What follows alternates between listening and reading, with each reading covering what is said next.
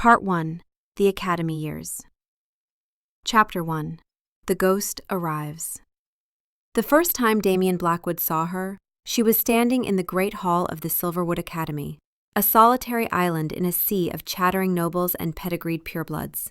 She was a whisper in a room built for proclamations. The King's scholarship recipients were always announced with fanfare, their histories vetted, their allegiances sworn. But her name, Kira Vance, had appeared on the lists without preface. A half-blood, they murmured, unregistered, no clan, no sire, no history. A ghost. Damien, then in his final year, watched her from the heir's dais, his suspicion a cold, coiling thing in his gut. His family had survived a coup attempt only a decade prior, instigated by a network of unregistered half-bloods who had infiltrated the highest levels of the court. They had learned the hard way that what you couldn't see could kill you. She was thin, with the kind of sharp-boned fragility that spoke of a long acquaintance with hunger. Her clothes were threadbare but clean, her dark hair pulled back in a severe knot. But it was her eyes that held him, a startlingly clear gray, the color of a winter storm over the sea. Kira Vance was invisible. She moved through the Academy's marble halls with a preternatural quietness, her eyes always downcast, her shoulders hunched as if expecting a blow. She seemed to take up as little space as possible, a wraith of gray wool and silence. But her magic was a roar.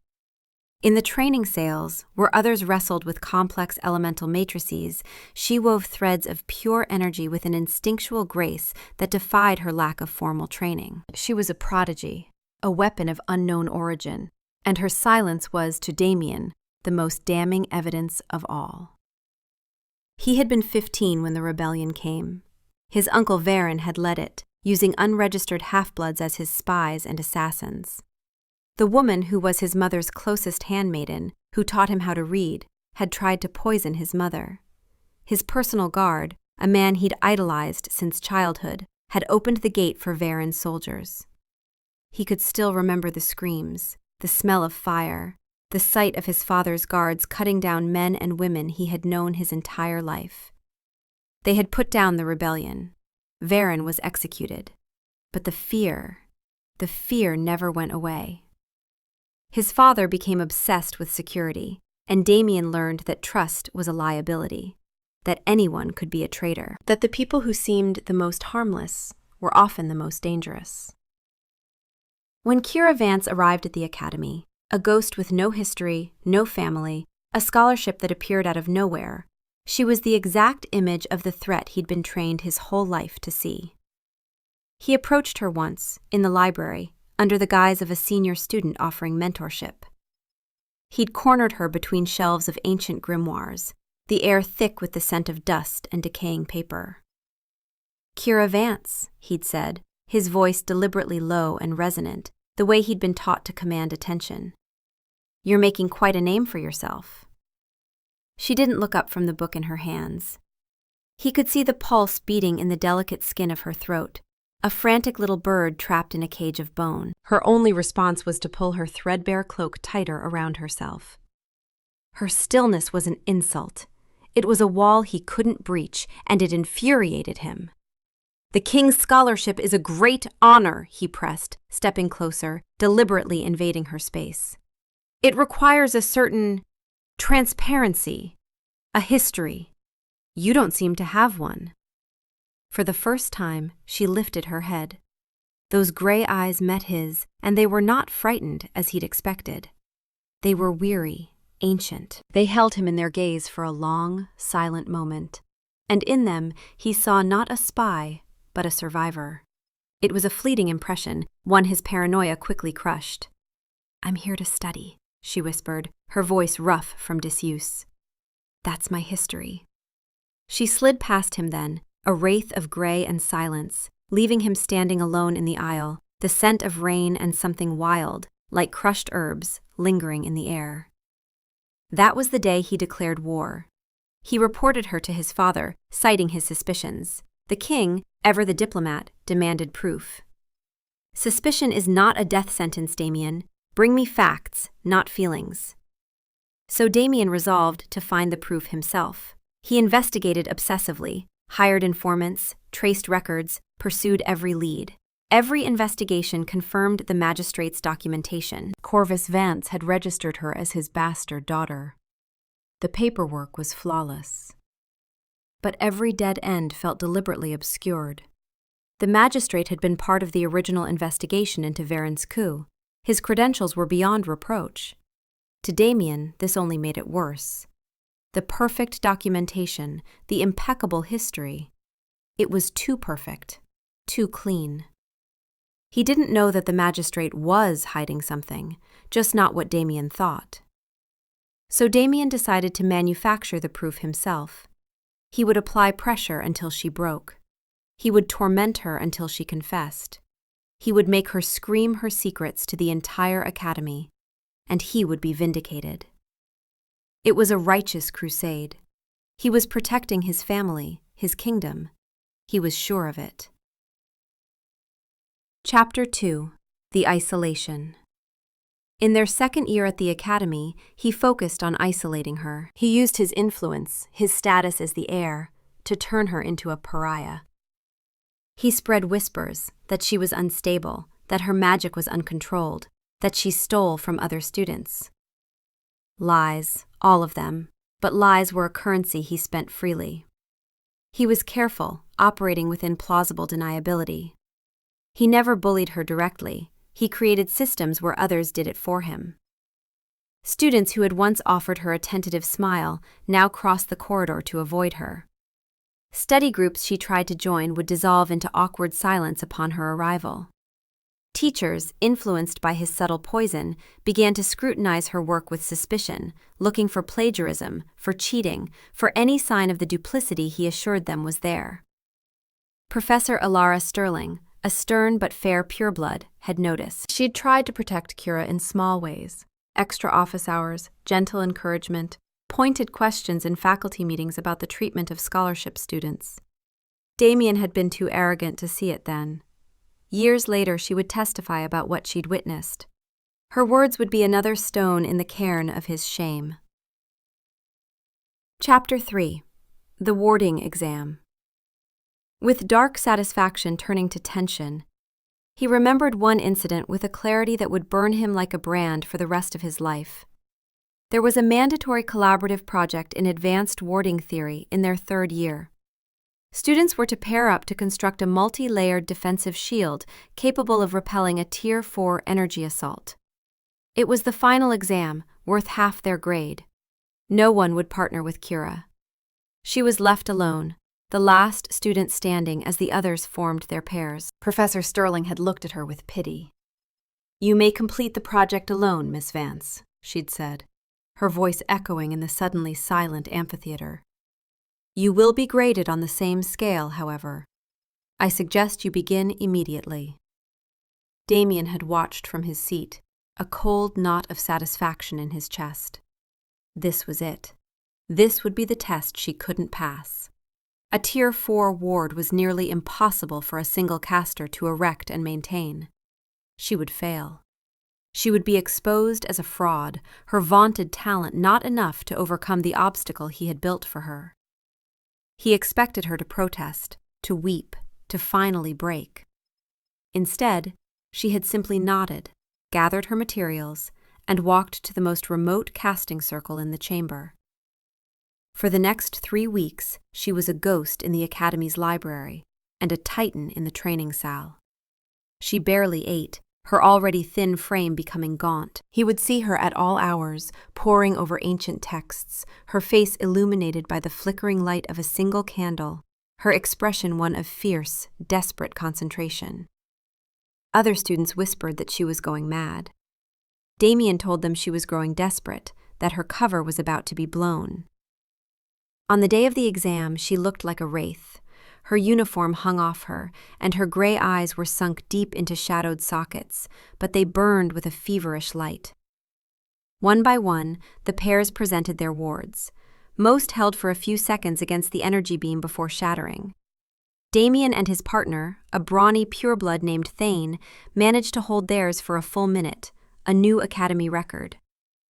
He had smirked at Kira as he returned to his seat. "Your turn, little spy." She walked to the center of the chamber. She didn't use any of the standard focusing crystals or runic arrays. She simply closed her eyes, her hands held loosely at her sides. The air around her grew still, heavy. She began to weave. It wasn't the rigid academic casting they had been taught. It was something older, wilder. She drew energy not just from her own core, but from the very stone of the castle, from the air, from the sliver of moonlight visible through the high-arched window.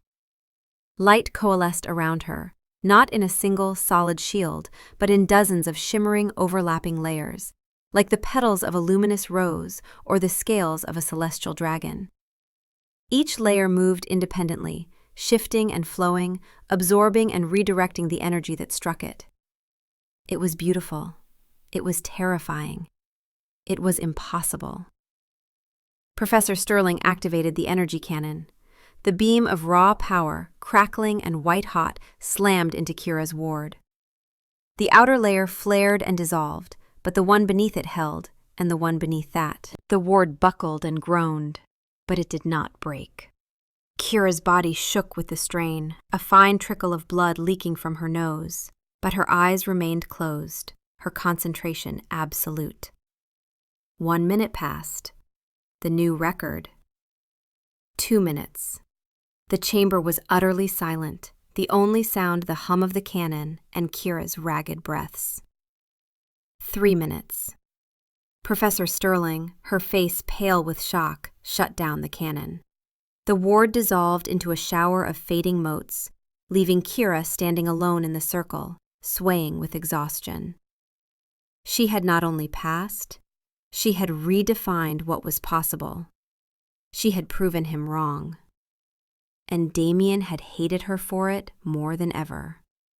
Her genius was just another part of her lie, a more elaborate deception. The Academy launched a formal investigation into her abilities. Where had she learned such ancient techniques? The investigation found nothing, because the magistrate's documentation was flawless. But to Damien, it was more proof of the conspiracy. Doubt had begun to creep in. What if he was wrong? But he crushed it with renewed cruelty. He had to break her. He could not stand to be wrong. Chapter 4. The Winter Gala. The breaking point came at the Winter Gala in their 3rd year. It was the Academy's most prestigious event, a night where the ancient vampire houses displayed their wealth and power, and their heirs forged alliances. Attendance was mandatory.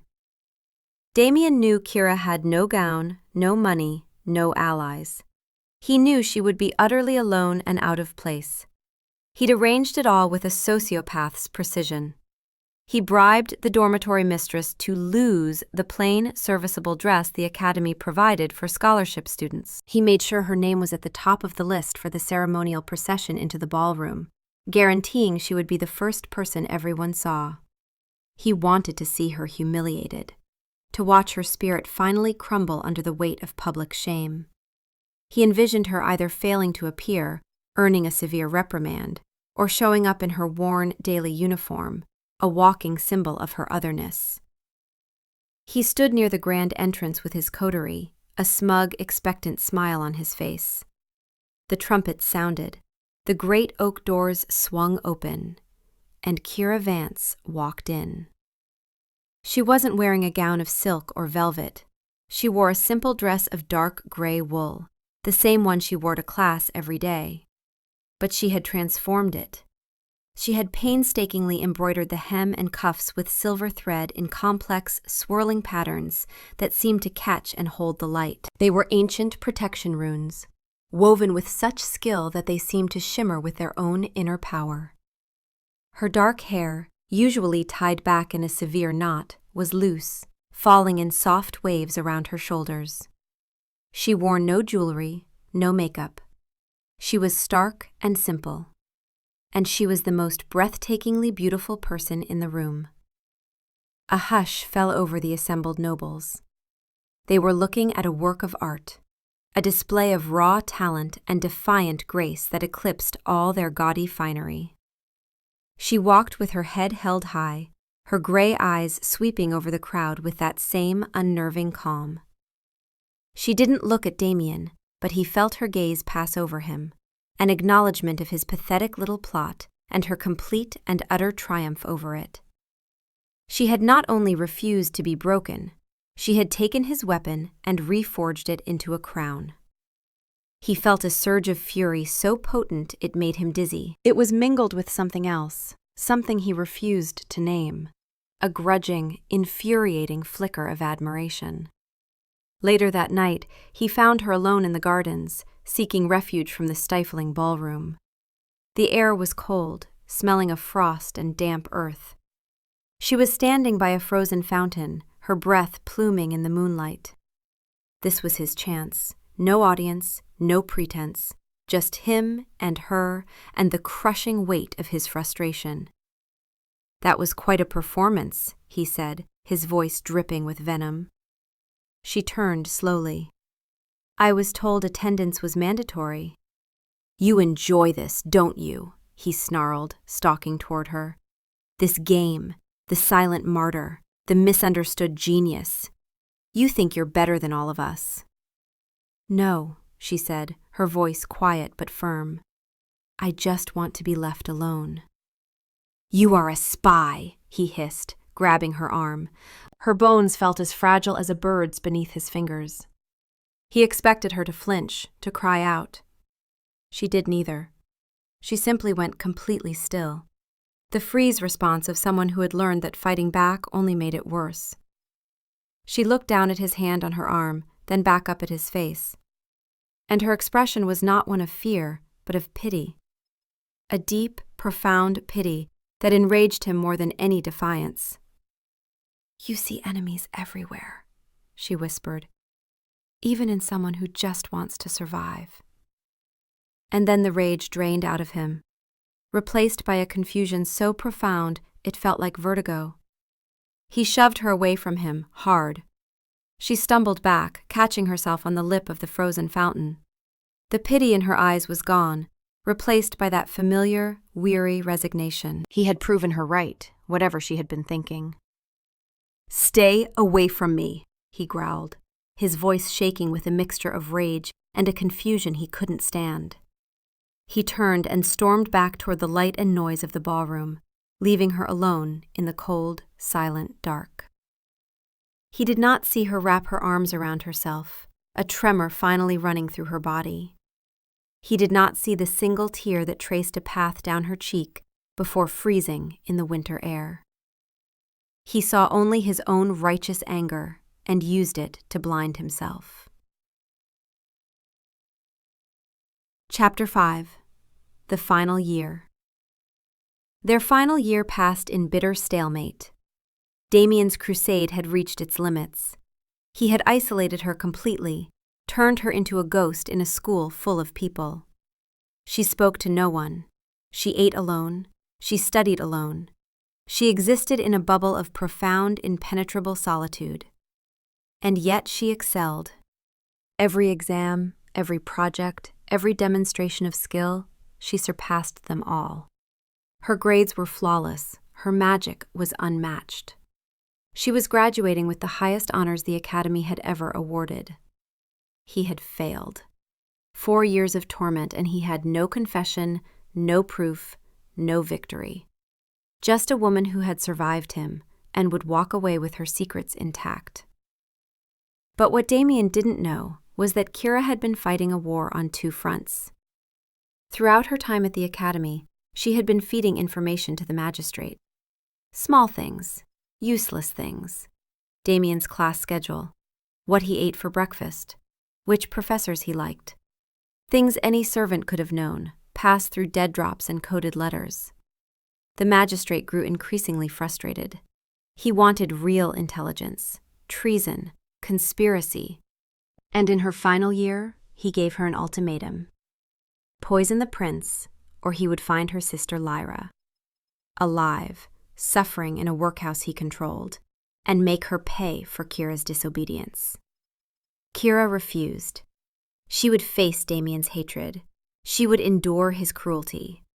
but she would not become a murderer. So she made a plan.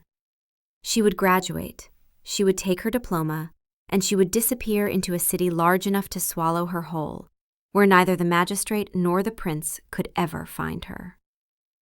Graduation day arrived. The ceremony was held in the great hall where she had first appeared 4 years prior. The assembled nobles and their heirs watched as names were called, as students crossed the stage to receive their diplomas and the king's blessing. When Kira's name was called, the hall fell silent. She walked across that stage with the same quiet grace she had always carried, her gray eyes straight ahead, seeing nothing and no one. Damien watched from the heir's dais. He expected to feel triumph, vindication. She was leaving, and good riddance. But instead he felt empty, hollow, as if 4 years of certainty had been building towards something that never came. She took her diploma from the king's hands. King Alaric looked at her for a long moment, and Damien saw something in his father's face he couldn't identify. Sadness, perhaps, or recognition. Kira bowed, turned, and walked off the stage. She walked through the great oak doors of the academy, and she vanished.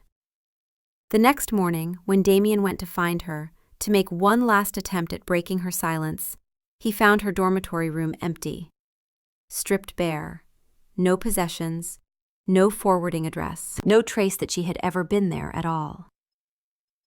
Except for a loose floorboard beneath her cot.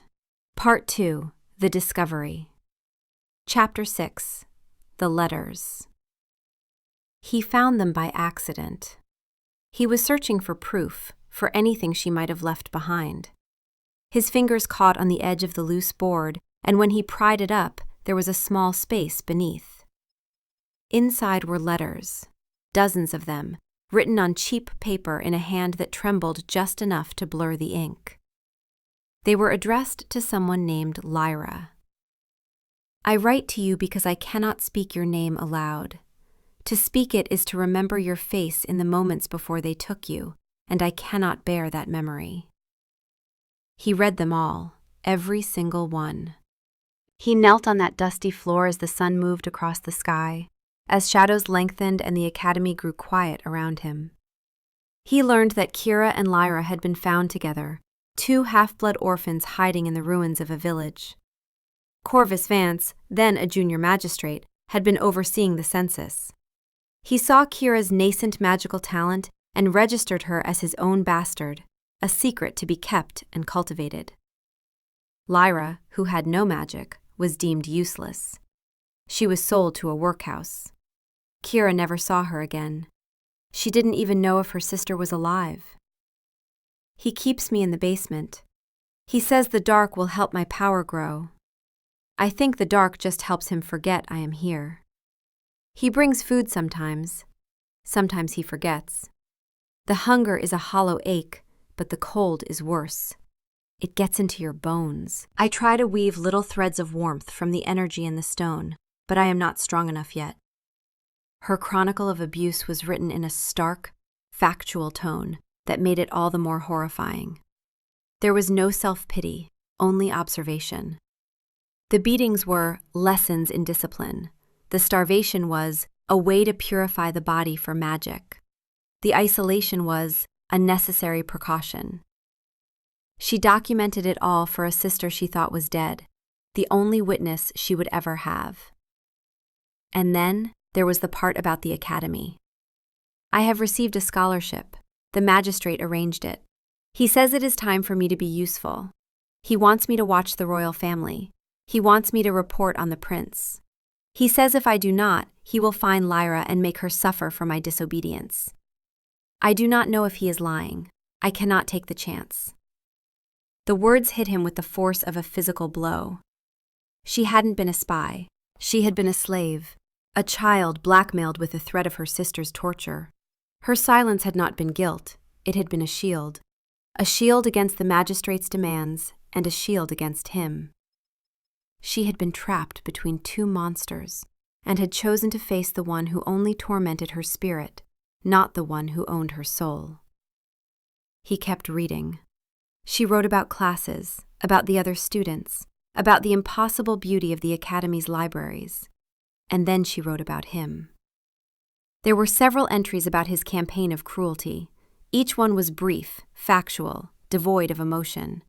She documented his actions the way she documented the magistrate's beatings, as simply another trial to endure. And then he found the entry about the warding exam, the public triumph he had intended as a humiliation. Today, the prince tried to have me expelled. He ensured I had no partner for the final warding exam. I think he expected me to fail. I did not. I showed them what I can do. He looked so angry.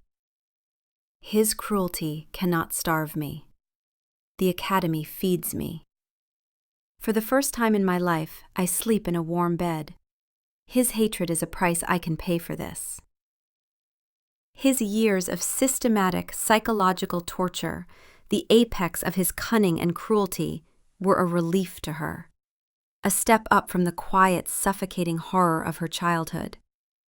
He had thought himself a master of pain, a righteous inquisitor breaking a dangerous enemy. He was nothing more than a schoolyard bully, a pale imitation of a true monster. The magistrate had kept her weak, hungry, cold, isolated. The Academy, despite Damien, had given her food, warmth, education, a place to sleep. For the first time in her life, she had resources. She had a chance. His torment was terrible, but it hadn't destroyed her because she was finally strong enough to survive it. He wasn't the monster of her story.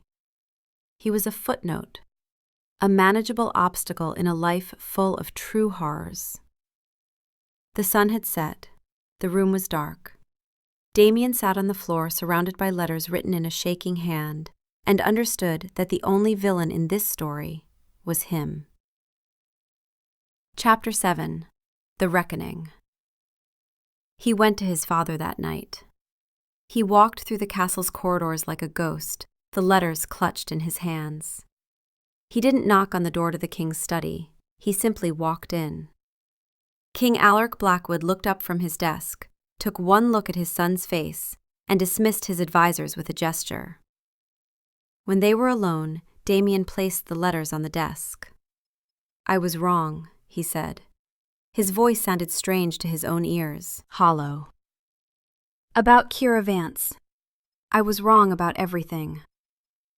His father picked up the first letter, then the second. He read them all in silence, his expression growing darker with each page. When King Alaric finally spoke, his voice was cold enough to frost the windows. "You tortured an innocent girl for 4 years based on suspicion and paranoia." "Yes." "You used your position, your influence, your name, everything I gave you, to systematically destroy a scholarship student who had committed no crime." "Yes." The king stood. He walked to the window and stared out at the kingdom for what felt like an eternity. When he turned back, his face was a mask of barely controlled rage. "You will find her," he said. "You will make this right. And you will do it as a prince of this house, because if you fail, you will have proven you are unworthy of the title." He paused. "Do not fail me again, Damien." It wasn't exile. It was something worse. A chance to fail publicly, completely, with the full weight of the crown watching. "The magistrate," Damien said. "Corvus Vance. He's still out there, still—" "I will deal with the magistrate," his father said. "You focus on finding the girl you destroyed. And Damien?" He looked his son in the eye. "I am ashamed of you. Deeply, profoundly ashamed. You will carry that knowledge with you until you have earned the right to stand in my presence again without flinching." Damien bowed. He left the study. Behind him, his father began to draft orders to the crown's investigators.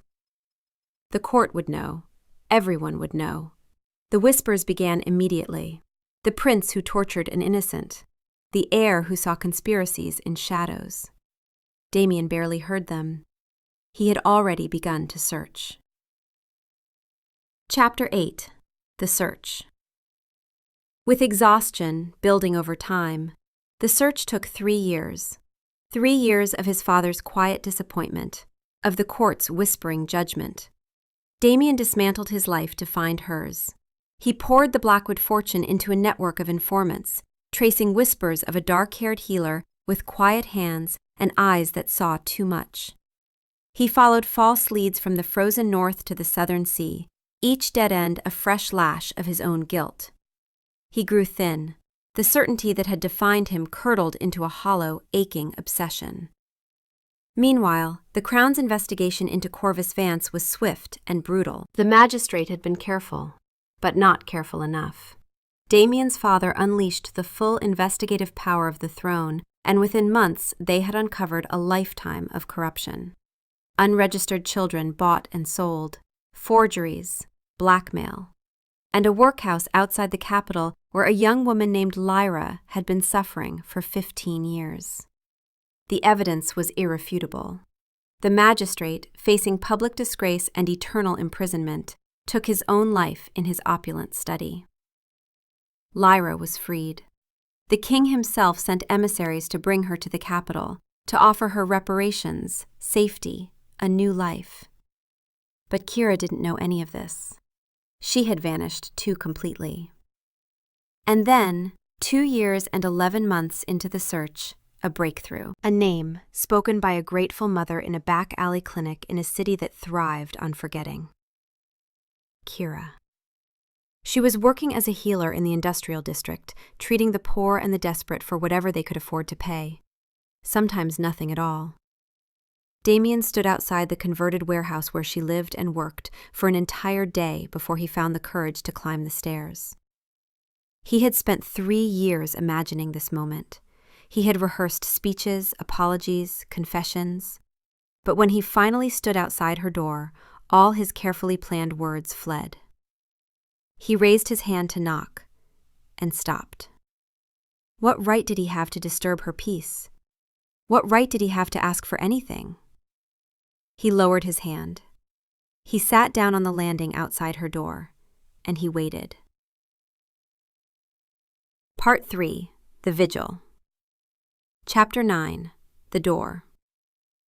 For 6 weeks he knelt at her door. Every day, at dawn, he would arrive and take a position on the landing outside her apartment, not speaking, not knocking, just waiting.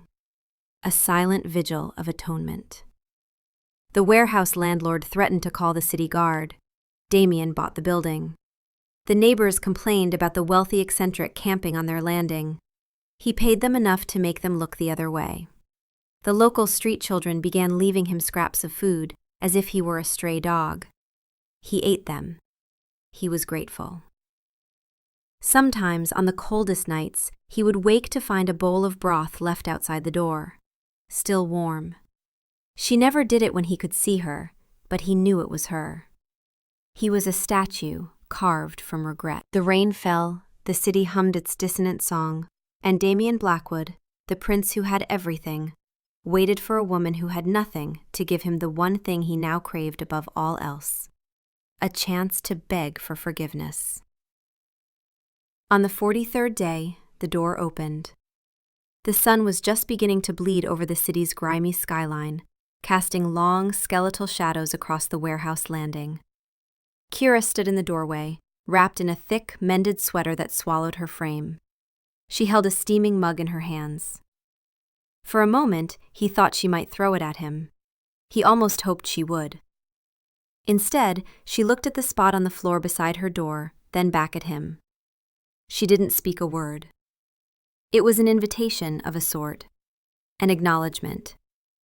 His heart, a thing he'd thought had turned to stone, beat a painful, hopeful rhythm against his ribs. He rose stiffly, his knees aching from the cold concrete, and moved to stand beside her, leaning his back against the peeling paint of the wall. She mirrored the movement, a careful foot of space between them. They stood in silence, watching the city wake up. The mug warmed the air between them, smelling of bitter herbs and honey. It was the first time in 3 years he had been this close to her. He could see the fine, silvery scars that traced the back of her left hand, the permanent darkness under her eyes that spoke of a sleep that was never deep enough. He had put some of that darkness there. "The magistrate is dead," he said, his voice a low rasp. He hadn't meant to say it. The words just fell out of the vast, hollow space inside him. Corvus Vance, her sire. The man from the letters. "After finding you, I told my father everything."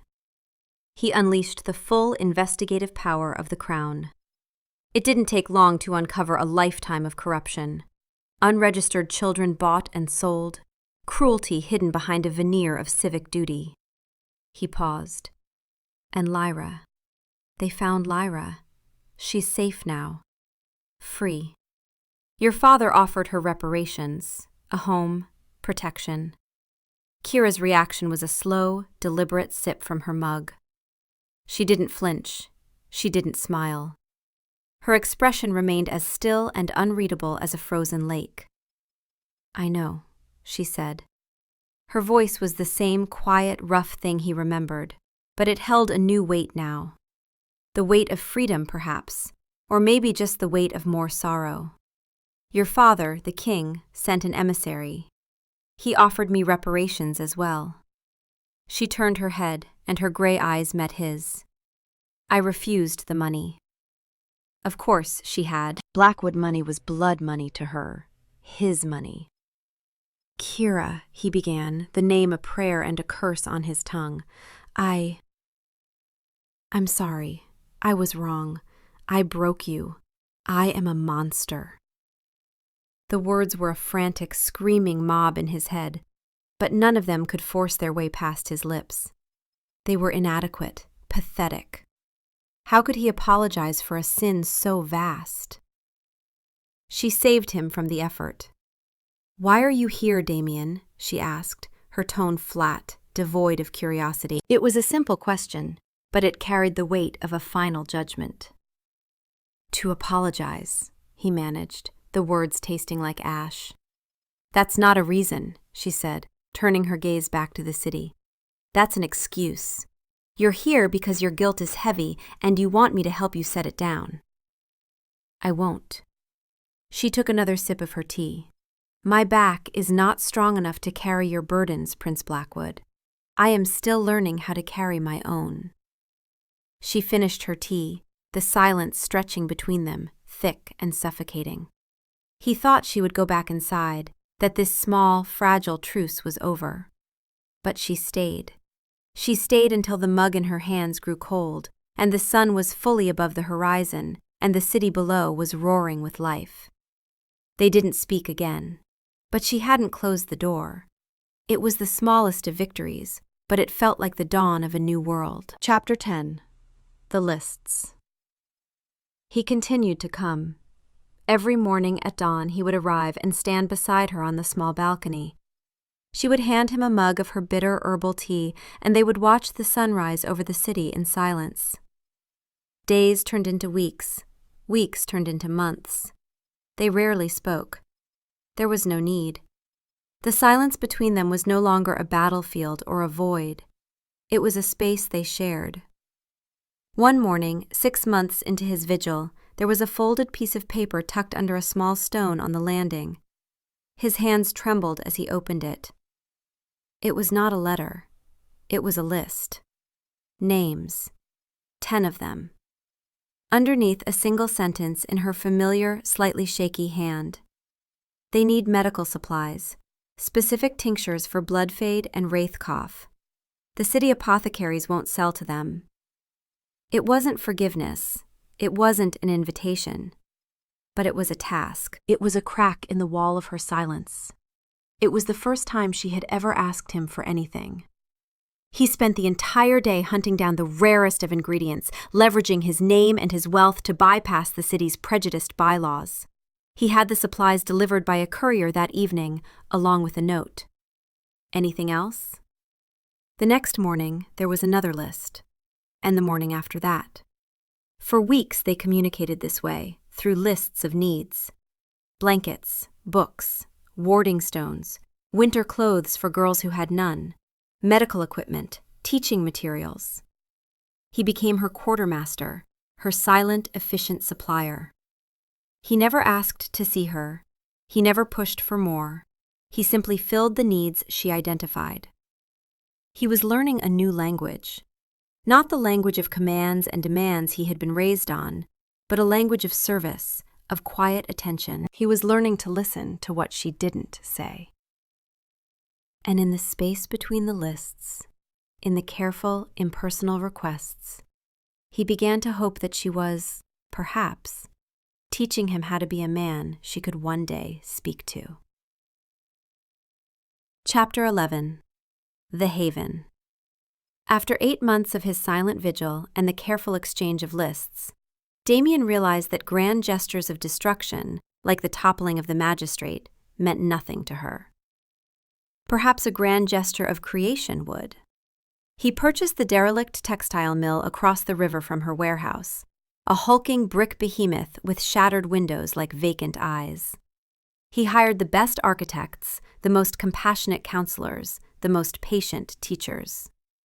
He started small, basic shelter for 5 girls, hot meals, a safe place to sleep. He hired Seraphine, a kind, no-nonsense vampire with a gift for administration and an even greater gift for seeing the worth in broken things. Together, they built something that would last. The first girls arrived weary and wounded. Seraphine never mentioned Damien's name. He was a silent benefactor, a ghost in his own machine. But slowly, the haven grew. More girls came. Over 18 months, dormitories were added, then a library, then a proper clinic. He poured everything into it, his wealth, his time, his desperate, burning need to build something that could begin to balance the scales of what he had destroyed. He oversaw every detail, from the thread count of the sheets to the curriculum for self-defense and magical theory. He worked himself to the point of collapse, fueled by coffee and the hope that somewhere, across the water, she saw it. He would watch from his office window as the lights of the haven came on at night, a warm, golden constellation of hope in the city's darkness. He saw girls tending gardens on the roof, laughing in the courtyard, their shoulders slowly unhunching from the permanent defensive crouch he recognized so well. He was creating a world where Kira Vance could have been safe. He was 30 years too late. One evening, 18 months after the haven had opened its doors, he saw her standing on her small balcony, looking across the water at the building. She was just a silhouette against the twilight, but he could feel her gaze as if it were a physical touch. He didn't know what she was thinking. Was she disgusted by his hypocrisy? Did she see it as just another, more elaborate manipulation? He had no right to know. His atonement was not a transaction. He did not build the haven for her forgiveness. He built it because it was the right thing to do. The only thing he could think of to counteract the poison he had put into the world. It was an act of penance, and penance, by its nature, had to be selfless. The next morning, when he arrived for his daily vigil, there was a new list on the landing. But this one was different.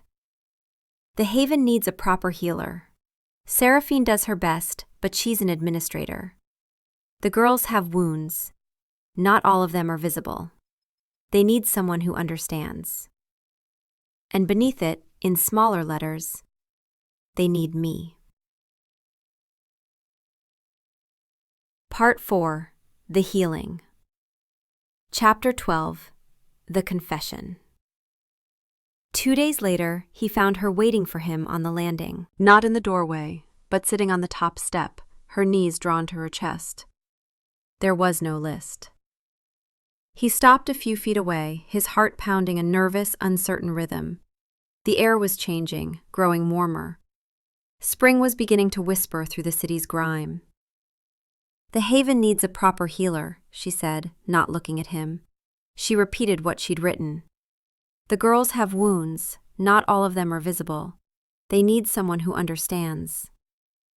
I will hire the best in the kingdom, he said. I will pay whatever they ask. No, she said. She finally looked up at him, and her gray eyes were clear and direct. The weariness was still there, but it was joined by a flicker of something else. Purpose. They need me. He stood frozen, processing her words. She wanted to work at the Haven? The sanctuary he had built as a monument to his guilt. She wanted to make it her own. Of course, he managed to say, his voice thick.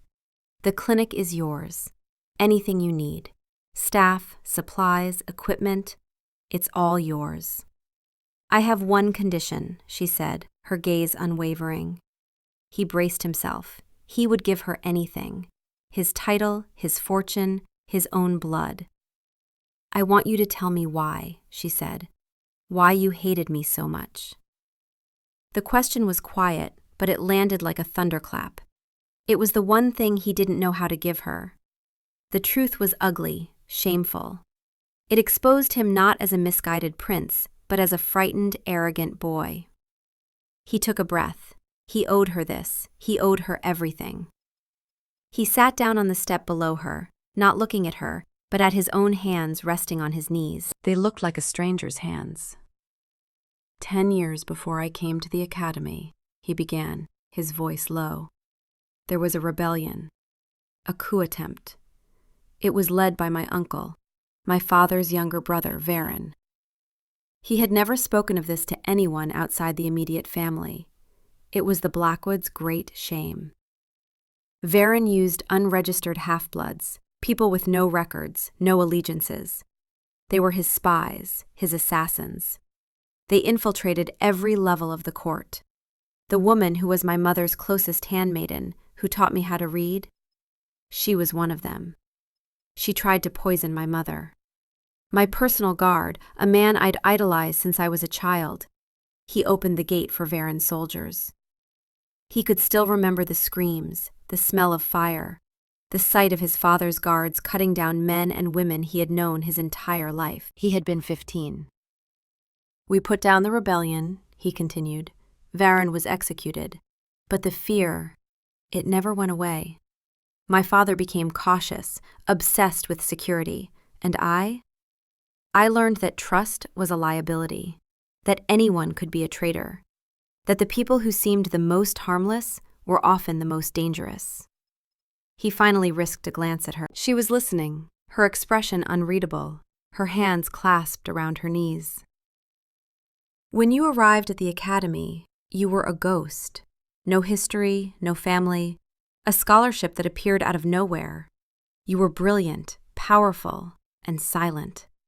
You were the exact image of the threat I'd been trained my whole life to see.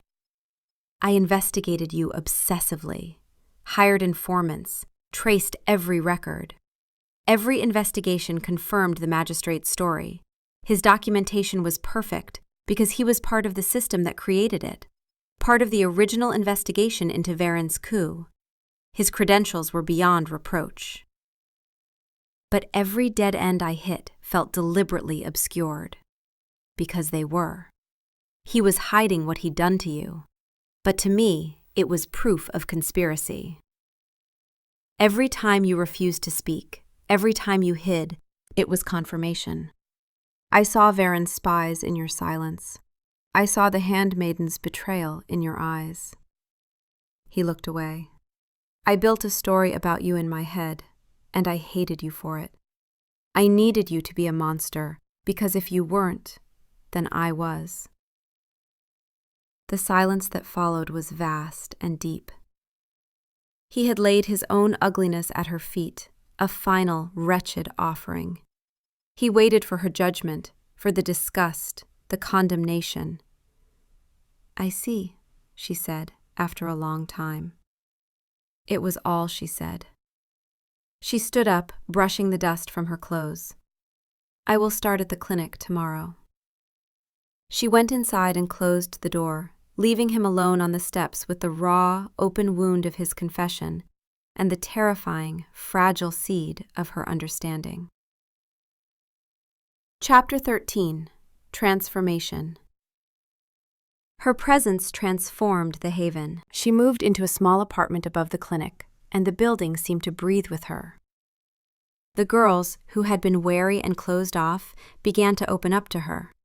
They would seek her out, not just for remedies for their physical ailments, but for the quiet, steady comfort of her presence. She understood their silences, their flinches, the nightmares that haunted their sleep. She had lived them all. Kira created a space for healing that went beyond medicine. She started a class on runic weaving, teaching the girls to embroider their clothes with symbols of protection, just as she had done. She turned the rooftop garden into a sanctuary of herbs and medicinal plants, her hands gentle in the soil. Damien watched from a distance, giving her the space she had always craved.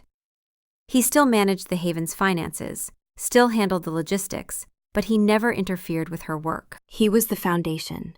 She was the heart. Their communication shifted from lists to brief, formal meetings in her office. She would give him reports on the girls' progress, request new equipment, discuss potential expansions to their programs. She was always professional, her voice calm, her eyes focused on the papers in front of her. But sometimes he would catch her looking at him when she thought he wasn't paying attention. A flicker of something in her gaze. Curiosity, maybe. An assessment. He continued to show up at her door every morning. It was a ritual he could not abandon. It was his anchor, the one constant in his new, uncertain life. He no longer waited on the landing. She would open the door, hand him a mug of her bitter herbal tea, and they would stand together on her small balcony, watching the sun rise over the haven. They rarely spoke. There was no need. The silence between them was no longer a battlefield or a void. It was a space they shared, filled with the unspoken weight of their past and the tentative possibility of a future. It was in these silences that he truly saw her. He noticed the way she unconsciously massaged her left wrist, a remnant of an old, badly healed break. He learned that she loved the smell of rain on hot pavement, that the color blue made her sad, that she hummed a strange, minor-key lullaby when she was transplanting seedlings. He was learning the language of Kira Vance, a language spoken not in words, but in small, accumulated details. He was paying attention. One morning, a year into her work at the Haven, she broke the silence. "Tell me about your mother," she said, her eyes on the horizon. He was startled by the question. He so rarely spoke of his mother. "She loved to paint," he found himself saying, the memories surfacing, dusty and bittersweet. "She filled the castle with color. After Varin, she stopped. She said she couldn't see the colors anymore. She died 2 years ago. The healer said her heart gave out. I think she was just tired of being afraid." "I'm sorry," Kira whispered. It was a simple, common courtesy, but from her, it felt like a profound gift. "My mother was human," she said, offering a piece of her own story in return. "She was a servant in the magistrate's house. She told me stories about the stars. She said every person who dies becomes a star, so they can watch over the ones they left behind. She said we're never truly alone." She looked up at the paling sky, where a single, stubborn star still lingered. "I used to look for her and Lyra up there. Now I know Lyra's alive, and I don't know where to look anymore." He saw the sheen of unshed tears in her eyes, and a fierce, protective instinct rose in him, so powerful it was a physical ache in his chest. It was not the possessive arrogance of the prince he had been, but a deep, humbling desire to shield this woman from any more pain. He wanted to reach out, to touch her arm, to offer some small comfort, but he didn't. Love, he was learning, was also about patience. It was about creating a space safe enough for someone to be vulnerable, and not demanding anything from that vulnerability. So he just stood beside her, sharing the weight of her sorrow, a silent guardian in the dawn. Chapter 14. Growing Closer. The months became years. Their morning ritual continued, the silences growing comfortable, occasionally broken by small exchanges. She told him about a particularly difficult case at the clinic. He shared a frustration with the Haven's board of directors. She laughed, actually laughed, at a dry observation he made about aristocratic politics. The sound was like sunlight breaking through clouds. They began taking walks through the city at twilight, exploring the hidden gardens and forgotten courtyards Kira had discovered in her years of solitude. He learned she had a weakness for candied ginger. She learned he was surprisingly good at chess, but terrible at lying about it. He attended classes at the Haven, not as a benefactor, but as a student, learning from the girls about resilience, about survival, about the small, fierce joys that could grow in the cracks of trauma. Kira watched him sitting cross-legged on the floor one day, helping a 12-year-old with her embroidery, his face soft with concentration and patience. Something in her chest loosened. She began seeking him out, small things at first, asking his opinion on a clinic renovation, inviting him to see the rooftop garden in bloom, requesting his help moving furniture. Then larger things. She asked him to attend a difficult meeting with a girl's abusive family. She called him in the middle of the night when a patient was dying, and she needed someone to simply sit with her in the waiting room. He went every time. He never asked for more than she offered. And slowly, imperceptibly, the space between them shrank.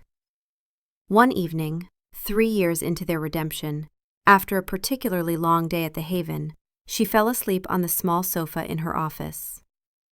He found her there, her face smoothed of its usual watchfulness, one hand curled under her cheek like a child. He draped his coat over her shoulders and left quietly. She woke hours later, wrapped in fabric that smelled like him, cedar and old books and something uniquely Damien. She held it for a long moment before folding it carefully and setting it aside. Something had shifted, something she couldn't quite name. It was 5 years into their redemption when everything changed. They were in the rooftop garden, harvesting lavender in the golden light of late summer. The air was sweet with the scent of herbs and flowers. Their hands brushed, reaching for the same stem. It was such a small thing, an accident, but she looked at him, really looked at him, at the lines around his eyes that spoke of sleepless nights and carried guilt, at the gentleness in his hands as he handled the delicate plants, at the man he'd become through patient, painful transformation. And she leaned in. The kiss was brief, tentative, a question more than an answer. When she pulled back, his eyes were wide, disbelieving. "Kira," he breathed, "you don't have to." "I know," she said. "I'm not doing this because I have to. I'm doing this because I want to." She touched his face, the same gesture she'd made all those years ago in the garden, but this time without pity, this time with something that looked remarkably like affection. "You're not the same man who hurt me, Damien, and I'm not the same woman you hurt. Maybe we can be something new together." He didn't trust himself to speak. He simply rested his forehead against hers and breathed. Chapter 15. Building a Future. The year that followed was a revelation.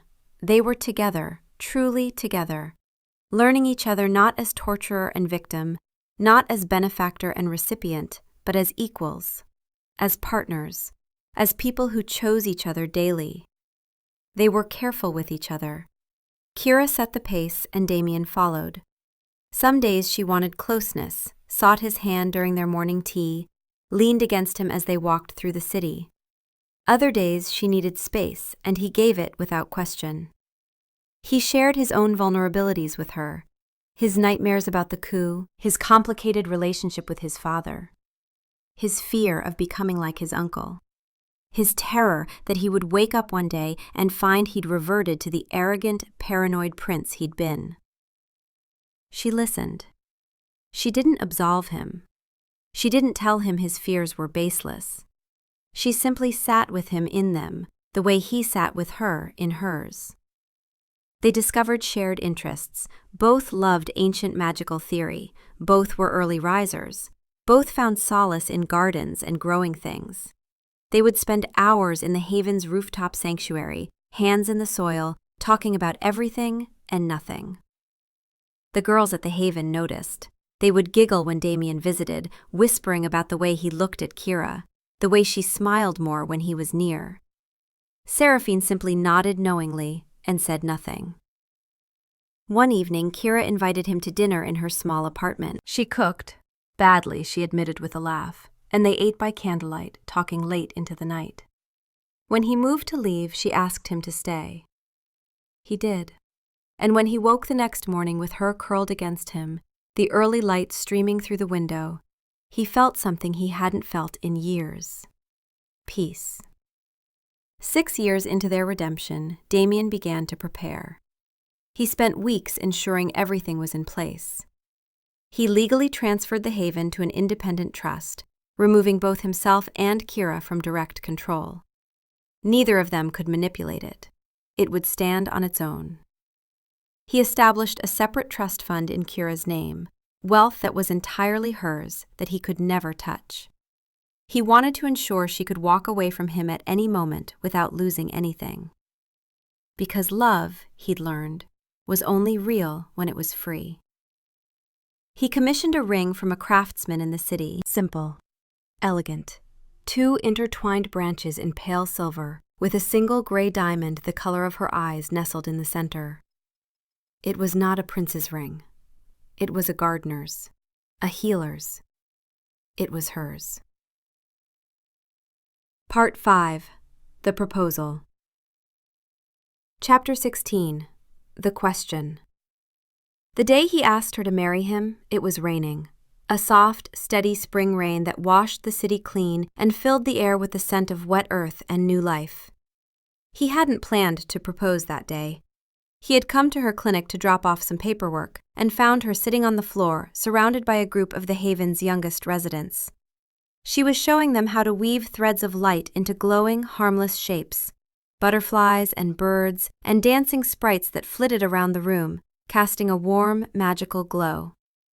The children were laughing, their faces full of wonder. Kira was smiling. It was a full, radiant smile, the kind that transformed her face completely, erasing the shadows and revealing the woman she was becoming, the woman she'd always deserved to be. In that moment, watching her create light in a room full of children who had only known darkness, he knew he could not live another day without asking her to be his wife. It was not a political calculation or a strategic move. It was a simple, irrefutable truth, the only thing he was more certain of than his own redemption. He waited until she was done. When the children had gone, he helped her clean up, their hands brushing as they put away the spools of thread. The small, accidental touch sent a jolt through him. He followed her to her office. She sat behind her desk and he remained standing, the paperwork clutched in his hand like a shield. "Kira," he began, his voice unsteady. She looked up, her gray eyes questioning. He put the papers down on her desk. He took a small velvet box from his pocket and opened it. Inside was the ring, simple, elegant, perfect. "I know I have no right to ask you for anything," he said, his voice low and raw. "I know that the man I was would have destroyed anything good between us, but I love you. I love the woman you were, who survived things that should have destroyed her. I love the woman you are, who builds and heals and creates light. I love the woman you're becoming. And I want to spend the rest of my eternal life becoming a man worthy of standing beside you. I will protect you, I will honor you, and I will spend every day earning the right to call you my wife. You can say no, Kira. You can tell me to wait, or to ask again in a year, or to never ask again. You are free. You have always been free. But if you'll have me, marry me." She stared at the ring, her face utterly still. The only sound was the rain tapping against the window pane. He held his breath, his carefully constructed composure threatening to shatter. He had braced himself for her refusal, for her anger, for her laughter. He had not braced himself for her silence. He thought, for one agonizing moment, that he had destroyed everything. that this final act of presumption had undone all the fragile trust they had built. Then she stood up. She walked around the desk until she was standing directly in front of him. She reached out, not for the ring, but for his hand. She turned it over, palm up. Her fingers, cool and gentle, traced the faint, silvery scars on his knuckles, old wounds from his years of reckless sparring at the academy. Then she lifted his hand to her cheek. She closed her eyes, and a single perfect tear slid down her face and fell onto his skin. It was warmer than the rain. "You already wear my scars," she whispered, her voice thick with an emotion he couldn't name. "And I think I have been wearing yours for a very long time." She opened her eyes, and they were shining. "I need you to understand something, Damien. I'm not saying yes because you built the Haven. I'm not saying yes because you spent 6 years atoning. I'm saying yes because when I imagine my future, you're in it. Not as penance, not as redemption, just as you." "Yes," she said. "Yes, Damien, I will." He slid the ring onto her finger. It fit perfectly. And in the quiet, rain-streaked office, surrounded by the scent of herbs and healing, the prince and the ghost finally found their sanctuary. Not in a castle or a haven, but in the simple, terrifying, and miraculous space between their joined hands.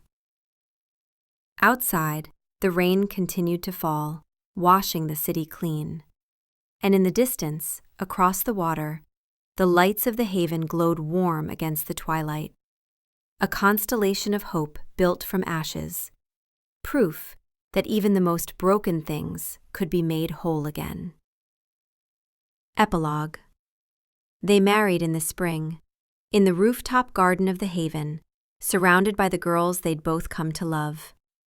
Lyra was there, hesitant, still learning how to be a sister again, but there. King Alaric presided over the ceremony, his face solemn but his eyes warm as he looked at his son. Professor Sterling attended, as did Seraphine, and a handful of nobles who had come to respect what Damien had built. But mostly it was the girls, the survivors, the ones who understood, better than anyone, what it meant to heal. Kira wore a dress of deep gray, embroidered with silver runes of protection and new beginnings. Damien wore simple black, with no royal regalia, no crown. They stood as equals before the assembled witnesses. When they spoke their vows, Kira's voice was steady. "I choose you," she said, "not because of who you were or who I was, but because of who we're becoming together." Damien's voice broke. "I will spend every day of my eternal life earning this gift," he said.